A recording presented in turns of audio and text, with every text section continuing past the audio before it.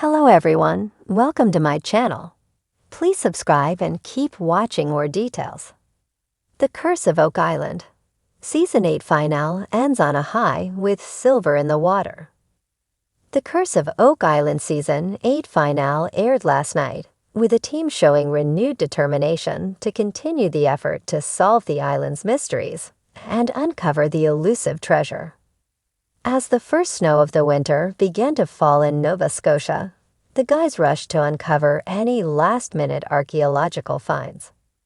Billy Gerhardt spotted a piece of wood in the bucket of his digger while digging in the swamp.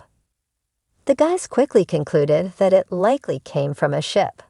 Perhaps it came from the treasure ship that they suspect is buried in the depths of the swamp. And Rick Lagina and Oak Island Doug Crowell made a great find on the stone roadway. They came across a trade weight. This is a small cylindrical object that was used from the medieval era to measure precious metals. Yet more evidence of deals in treasure happening on the island. And then it was time to down tools and reflect on the year just past and the years ahead. The team gathered in the war room for the last time, and as is now the tradition, they discussed their work this year and whether or not to proceed. The conclusion was that despite the limitations caused by COVID-19, this was actually a hugely successful year. Perhaps their most successful yet. In terms of archaeological finds, it certainly was a bumper crop year. They guys unearthed a massive 700 objects. To put that into context, it's twice the number they found last year. Some of the key items were laid out on the table. There was a lengthy discussion about the mysterious stone roadway, which the guys now believe was built to transport treasure from a harbor at the swamp to the money pit in the uplands.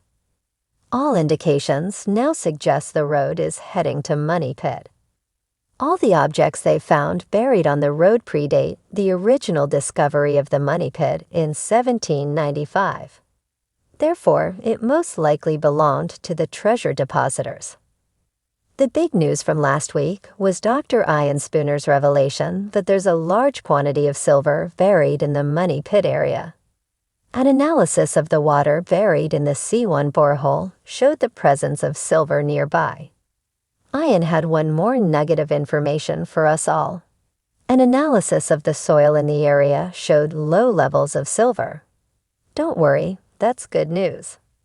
It means the silver in the water isn't coming from the soil, but from an actual deposit of silver treasure. Hopefully. Marty Lagina admitted that a few times he'd thought about giving up on the island, but that Ian's work has convinced him to keep at it. Silver in the water, he said. Silver in the water, he repeated. There was high praise from Marty for Brother Rick.